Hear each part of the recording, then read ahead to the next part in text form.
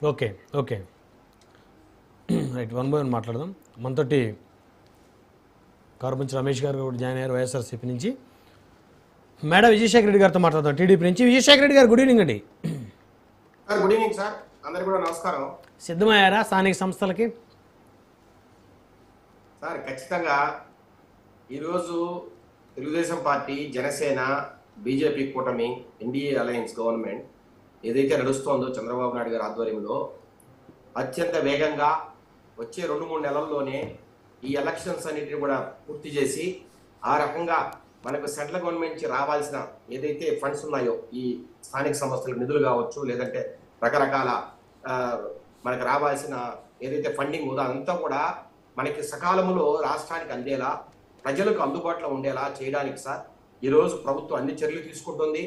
దాంతో భాగంగానే ఈరోజు బీసీ రిజర్వేషన్లకు 34%కు జీవో ఇవ్వడం కావచ్చు, అట్లాగే రకరకాలుగా ఈరోజు అసెంబ్లీలో మొన్న స్థానిక సంస్థల బిల్లుకు అమెండ్మెంట్ ఇవ్వడం కావచ్చు, ఈరోజు మున్సిపల్ చైర్మన్లకు కావచ్చు, అట్లాగే మేయర్లకు కావచ్చు, ఎంపీపీలకు కావచ్చు, జిల్లా పరిషత్ చైర్మన్లకు కావచ్చు, అందరికీ కూడా ఈ ఓటింగ్ ఏదైతే ఉందో ఎంపీటీసీలు ఎన్నుకోకుండా, లేదంటే కౌన్సిల్ ఎన్నుకోకుండా నేరుగా ప్రజలే ఎన్నుకునే విధంగా వాళ్ళను ఈరోజు ఒక అద్భుతమైన సంస్కరణ తీసుకురావడం కావచ్చు. ఇవన్నీ కూడా సార్ ప్రజల కోసం, ప్రజల మేలు కోసం, స్థానిక సంస్థలను బలోపేతం చేయడం కోసమే. దాంట్లో భాగంగానే పవన్ కళ్యాణ్ గారి ఆధ్వర్యంలో పంచాయతీరాజ్ శాఖ కావచ్చు, అట్లాగే రాబోయే రోజుల్లో సార్ నేను ఇప్పుడిప్పుడే వింటున్నా, రేపటి రోజు నామినేషన్లు కూడా ఆన్లైన్ లో వేసే విధంగా, ఆన్లైన్ లో కూడా ప్రజలకు అందుబాటులో ఉండే విధంగా, నామినేషన్లు వారికి వేయడానికి వెసులుబాటు కల్పించే విధంగా కూడా ప్రభుత్వం ఈ రోజు ప్రణాళిక రచిస్తోందని ఇప్పుడు ఈ మధ్య కాలంలో వింటున్నాం. ఈ రకంగా మీరు చూస్తే సార్ పాజిబుల్ అవుతుందా సార్? ఆన్లైన్ లో నామినేషన్ పాజిబుల్ అవుతుందా? ఉంది సార్, ఆల్రెడీ ఎమ్మెల్యే ఎలక్షన్ కూడా ఉందనుకుంటా సార్.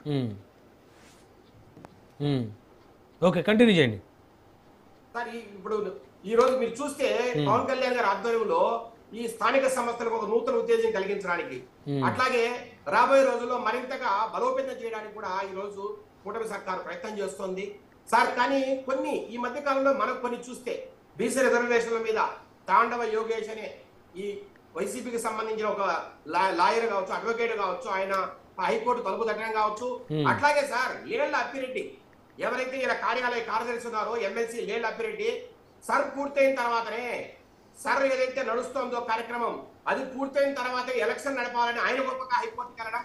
ఈ రకంగా సార్ వైసీపీ ఈ రోజు నిజంగా భయపడుతోందా, బెదిరిపోతోందా, ఎలక్షన్ నిజంగా సిద్ధంగా లేదా, లేదు ఈ రకంగా ఈ రోజు ఇన్ఛార్జిని బెదిరించడం కావచ్చు, లేదంటే సరైన పరిస్థితి వాళ్ళకు బాగా లేకపోవడం కావచ్చు, ఈ రోజు పార్టీ చాలా నిర్లిప్తంలో ఉండడం కావచ్చు.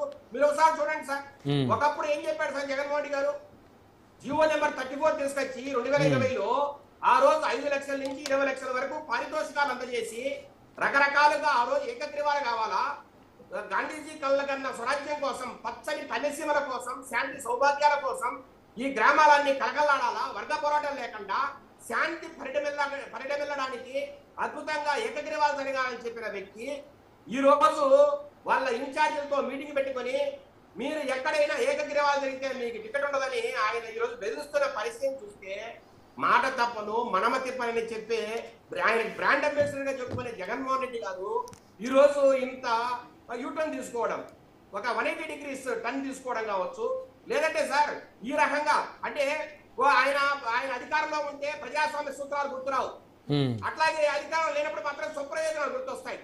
ఆయన అధికారంలో ఉంటే కార్యకర్తలు, నాయకులు గుర్తున్నారు.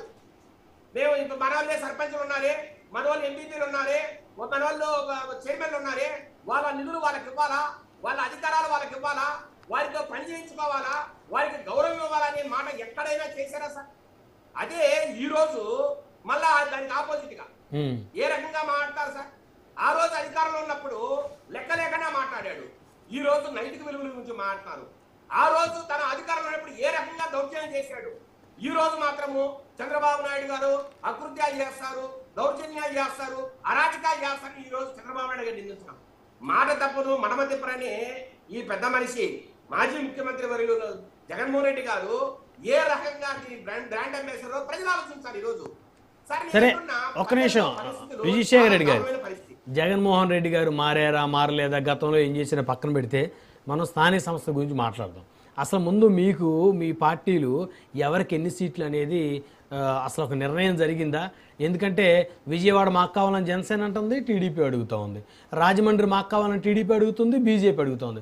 వైజాగ్ మాకు కావాలని జనసేన అడుగుతుంది, తెలుగుదేశం అడుగుతుంది. అసలు ముందు మీలో మీకు ఈ మేయర్ స్థానాలు వీరికి, ఈ మేయర్ స్థానాలు వీరికి, ఈ మున్సిపల్ చైర్మన్ స్థానాలు వీరికి, ఈ జిల్లా పరిషత్ చైర్మన్లు వీరికి అనేది అసలు ముందు రేపొద్దున మీ 3 పార్టీలు కలిసి నిర్ణయం తీసుకొని ఆ నిర్ణయం క్యాడర్ యాక్సెప్ట్ చేసే పరిస్థితి ఏ మేరకు ఉంటుంది అనేది కత్తి మీద సాము లాంటిది. ముందు ఇంట గెలిచి రచ్చగలవాల్సిన పరిస్థితి ఇప్పుడు పరిస్థితి చాలా దారుణంగా ఉండబోతా ఉంది. రేపు స్థానిక సంస్థల్లో మీరు వైసీపీని పక్కన పెట్టండి.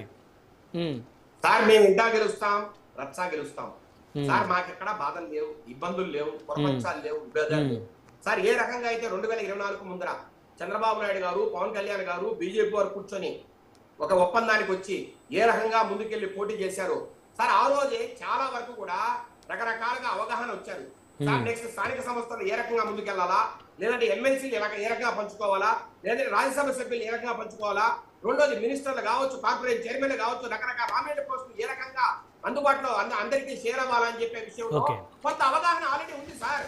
దాంట్లో భాగంగానే ఈ రోజు జనసేన తరఫున ఈ రోజు ఒక కమిటీని వేశారు. 14 మందితో కూడిన ఒక కమిటీని మీరు ఈ మధ్యకాలం చూశారు.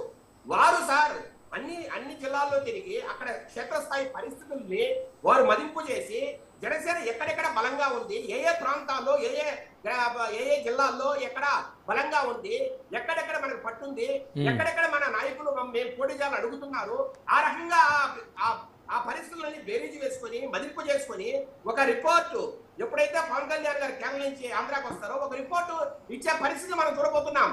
అట్లాగే తెలుగుదేశం పార్టీ కూడా సార్ రేపటి నుంచి 2వ తేదీ 3వ తేదీ వరకు రకరకాలుగా మీటింగ్లు నిర్వహిస్తోంది.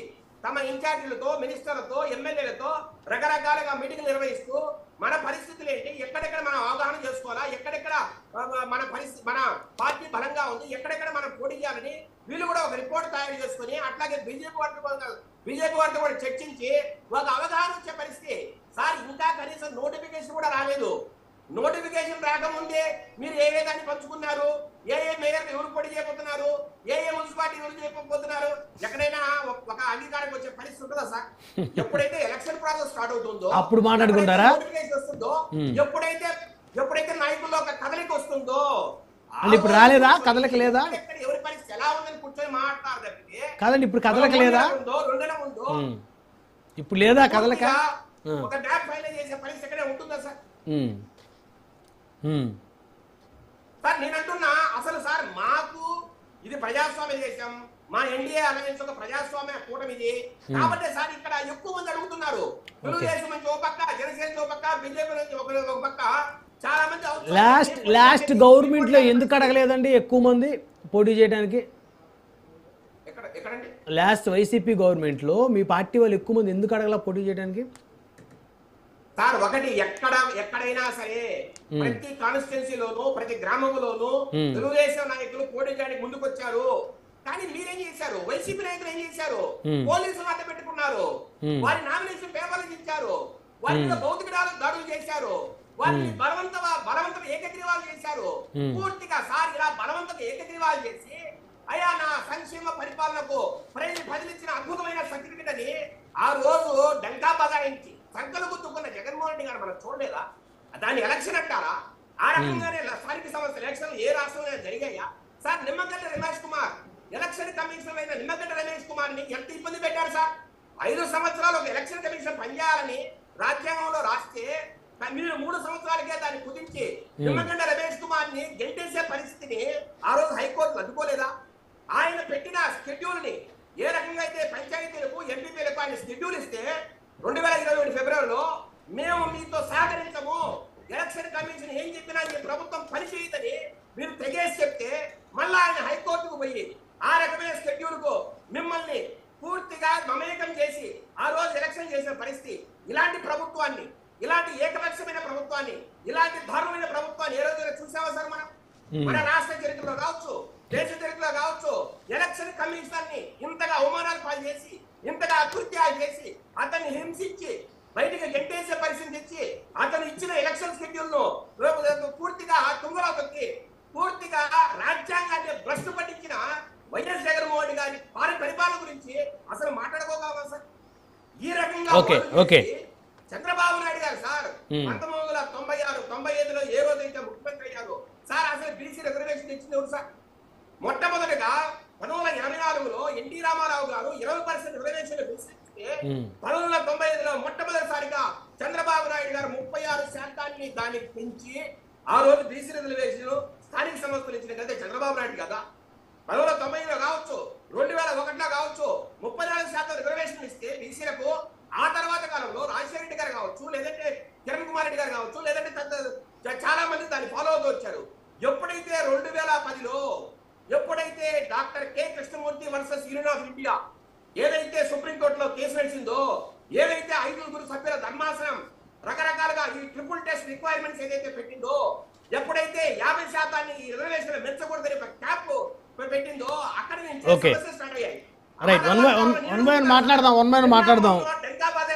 విజయశేఖర రెడ్డి గారు నేను అడుగుతున్నా sir, okay, okay. Triple test requirements ని మీరు 2020లో బీసీ రిజర్వేషన్ ఇవ్వాలనుకున్నప్పుడు మీరు ఎందుకు ఫాలో కాలేదు?